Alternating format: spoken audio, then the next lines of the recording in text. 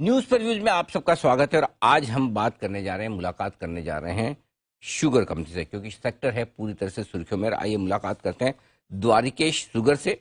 और द्वारिकेश शुगर के एमडी विजय बंका साहब हमारे साथ कार्यक्रम में हो रहे हैं शामिल। बंका साहब, बहुत बहुत स्वागत है सर आपका। ढेर नमस्कार। सारी खबरें जिन पर मुझे आपसे थोड़ा जानकारी लेनी है। सबसे पहले तो ये बताएं सर, जो हाल ही में एथेनॉल पर जीएसटी जो घटाया गया 18% से 5%, जिसे नोटिफाई किया गया, क्या शुगर कंपनियों को कुछ फायदा होगा इसका? आपके लिए पॉजिटिव है या न्यूट्रल है? हम लोग जो ऑयल मार्केटिंग कंपनीज को एथेनॉल जो सप्लाई करते हैं उस पर पहले से ही जीएसटी रेट 5% था। ओके। अब इन्होंने जो 18 से 5% किया है वो रिफाइनरीज की सप्लाई को, यानी कि जो प्राइवेट सेक्टर में जो ऑयल कंपनीज है, रिफाइनरीज हैं, उनके उनको जो हम एथेनॉल सप्लाई करेंगे उसका उन्होंने 18% से 5% दर पे किया है उसको। तो थोड़ी बहुत सप्लाई हमारी होती है, लेकिन इसका कोई खास असर हमारे इस पे नहीं होगा। बट मैं ये बोलना चाहूंगा कि ये सरकार की तरफ से एक बड़ा पॉजिटिव स्टेप है, क्योंकि ये इंडिकेट करता है कि सरकार चाहती है कि एथेनॉल का जो मिश्रण है उसमें वृद्धि हो, और शुगर मिलें और बाकी जो एथेनॉल, जो ग्रेन वाले एथेनॉल भी हैं, वो काफी मात्रा में एथेनॉल बनाए। स्टेशन हुआ है बेसिकली। तो अब रिफाइनर्स भी उसका फायदा उठा पाएंगे, जो फायदा पहले तेल कंपनियों को मिल रहा था। Right sir? हाँ जी। एब्सोल्युटली। अच्छा, दूसरी चीज सर, शुगर के दामों को लेकर जो हम देख रहे हैं, शुगर के दाम फिर से अंतर्राष्ट्रीय बाजारों में लगभग 20.5 पाउंड के ऊपर निकल गए हैं। 17 महीनों की ऊंचाइयों पर दिख रहे हैं ग्लोबल मार्केट में और हमारे मार्केट में। दोनों में सर शुगर की डिमांड और प्राइसिंग दोनों कैसे दिख रही है सर? इंटरनेशनल मार्केट तो काफी अच्छा है। मैं ये उम्मीद करता हूँ कि ये मार्केट अच्छा रहेगा जब तक नए सत्र की जो ब्राजील की चीनी जो मार्केट में नहीं आएगी, तब तक ये मार्केट अच्छा रहेगा। और इंटरनेशनल मार्केट में कई फैक्टर्स होते हैं जो ये रेट्स को अफेक्ट करते हैं।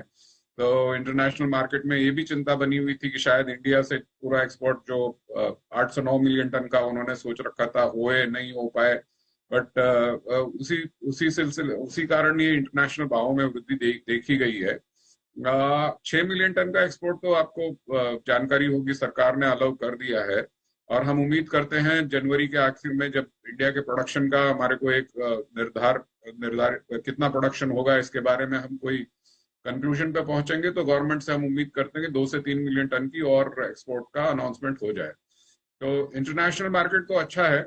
अ, अ, अ, ये डोमेस्टिक जी मार्केट जी में जी। बड़ा फ्लैटिश रहा है मार्केट शुगर का। 3500 से 3550 के भाव चल रहे हैं प्रति क्विंटल, जो कि एक मतलब ये शायद इसका कारण यही है कि इंडिया ये देख रहा है कि आगे के सत्र में प्रोडक्शन काफी अच्छा होगा। हालांकि कुछ सूत्रों से यह भी पता चल रहा है कि जो इस माने हम लोगों ने 36.5 मिलियन टन का अनुमान किया था प्रोडक्शन का, वो शायद उतना ना हो पावे। लेकिन जनवरी में इसका जायजा लेगी इसमें, जनवरी आखिर में। तो उसके पहले ये कहना गलत होगा कि उस प्रोडक्शन के फिगर से हम कुछ उससे हमारा मत कोई भिन्न है। वही मत है हमारा कि 3650 मिलियन टन का प्रोडक्शन होना चाहिए। ओके, तो 3650 मिलियन टन के आसपास का प्रोडक्शन, 6 मिलियन टन का यानी कि 60 लाख टन का ऑलरेडी आप एक्सपोर्ट की मंजूरी है ही। आप चाहते हैं 2 से 3 मिलियन टन यानी कि 20 से 30 लाख टन का अगर और एक्सपोर्ट कोटा खुल जाए, तो वो घरेलू बाजारों में शुगर के दाम स्थिर रखने में मदद करेगा। Right sir? बिल्कुल बिल्कुल बिल्कुल, क्योंकि ओके। हमने हमने जो सत्र चालू किया था, हम्म 55 लाख क्विंटल स्टॉक से चालू किया था। हम्म। तो ये जो गणित बैठ रहा है उस हिसाब से अगर 8 से 9 मिलियन टन अगर गवर्नमेंट अलाउ कर देती है एक्सपोर्ट, तो हम हमारा जो क्लोजिंग स्टॉक है ये इस सत्र का, वो भी अनुमानित 5 से 6 मिलियन टन रहेगा। सही है। अभी अंतर्राष्ट्रीय बाजारों में और हमारे यहाँ पर शुगर के दामों में कितना फर्क है, परसेंटेज के हिसाब से या रुपए के हिसाब से, अगर आप बता पाएं? अंतर्राष्ट्रीय और देश घरेलू हाँ बाजार। जी जी जी सर।